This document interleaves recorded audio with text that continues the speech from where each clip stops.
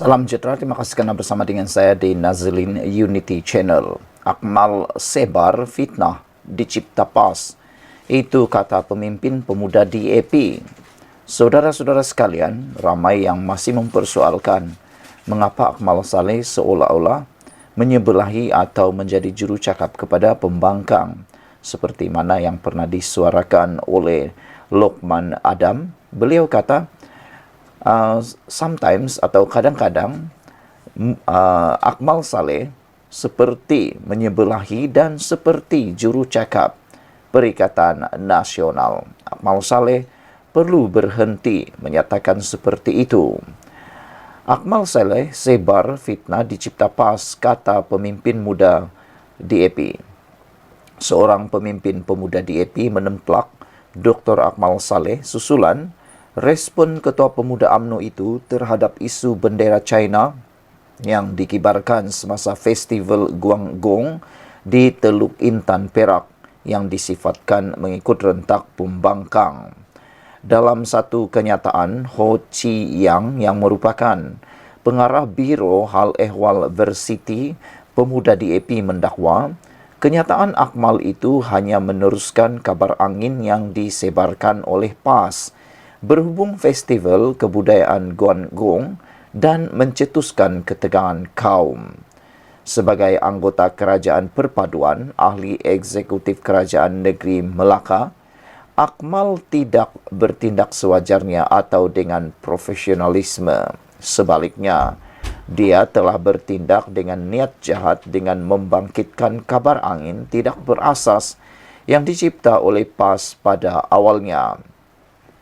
Kenyataan tidak bertanggungjawab seperti itu mencemarkan nama baik masyarakat Cina Malaysia, mewujudkan ketegangan kaum yang tidak perlu dan menjejaskan perpaduan di kalangan semua kumpulan etnik, kata Ho.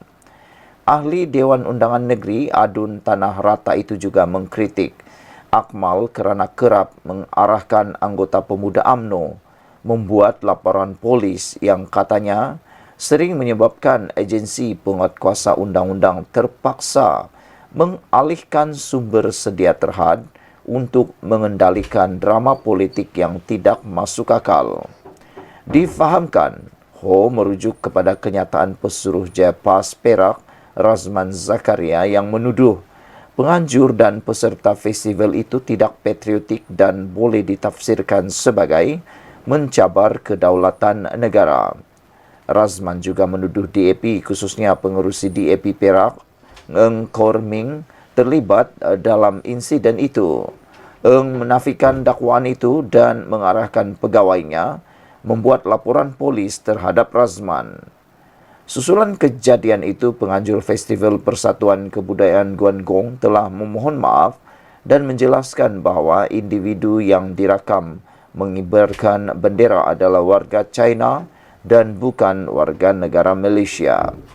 Selepas itu, Akmal mengeluarkan respon di Facebook menyatakan rasa marahnya terhadap kejadian itu di mana dia turut menolak permohonan maaf persatuan berkenan. Kata Akmal Saleh, apakah jadahnya nak buat perarakan di tempat awam, dahlah tak ada permit, angkat bendera China, tak ada langsung satu pun bendera Malaysia di situ. Cukup-cukuplah, kata Akmal. Merujuk kepada satu kejadian baru-baru ini di sebuah sekolah di Pulau Pinang, Akmal menegaskan permohonan maaf tidak lagi mencukupi. Sekian untuk kali ini. Jangan lupa tinggalkan komen anda. Salam sejahtera. Terima kasih kerana bersama dengan saya di Nazlin Unity Channel. 30 Oktober. Ingat itu.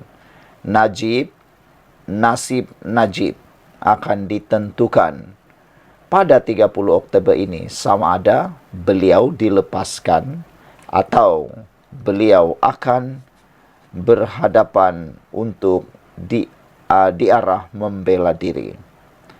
Persoalan besar hari ini ialah, adakah prima facie atau tidak dalam pengumuman tersebut, dan apakah yang akan terjadi seterusnya sekiranya Najib didapati mempunyai prima facie atau beliau dilepaskan. Dengarkan ulasan ini, karena ulasan ini pasti akan membuka minda Anda semua.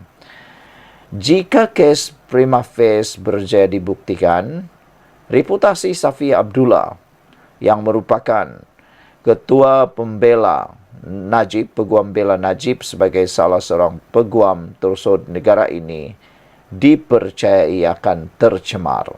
Sebaliknya, nama Safi Abdullah dipercayai menjulang tinggi jika Najib memenangi kes perbicaraan beliau pada 30 Oktober ini. Kita enggan mengomen atau mengeluarkan sebarang pandangan. Namun kita bersifat baik sangka dan beranggapan bahawa hakim yang mengadili perbicaraan Najib merupakan seorang tokoh yang berintegriti. Sebagai individu bukan dari golongan profesional yang relevan dengan sistem undang-undang negara, namun kita juga mampu membuat tafsiran bahawa Najib dijangka bebas tanpa diarah membela diri. Jika benar tafsiran di atas, nama Safi sudah tentu hebat dan dipandang tinggi di seluruh dunia kerana kes Najib melampau sempadan negara, sempadan global dan antarabangsa. Jika tarikh 30 Oktober mungkin menjadi titik, jadi tarikh 30 Oktober mungkin menjadi titik perubahan positif atau negatif terhadap Najib dalam sejarah 1MDB.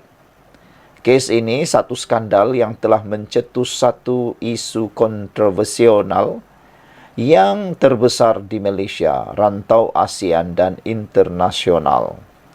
Sebagai penyokong Najib, kita berdoa kata penulis ini bahawa kes prima facie tidak dapat dibuktikan terhadap Najib.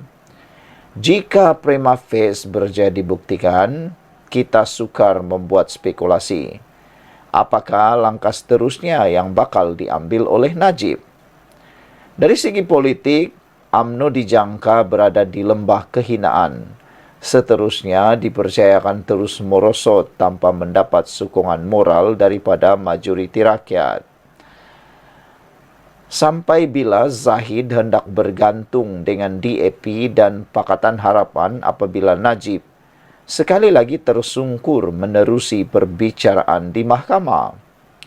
Zahid tidak akan dipercaya lagi oleh majoriti orang Melayu, kata penulis ini, jika Najib tewas dan didapati bersalah sekali lagi dalam perbicaraan kali ini.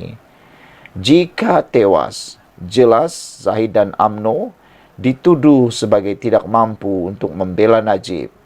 Malah Presiden parti itu mungkin didesak meletak jawatan oleh Zakaria Muhammad daripada mykmu.net. Sekian dulu untuk kali ini. Jangan lupa tinggalkan komen Anda.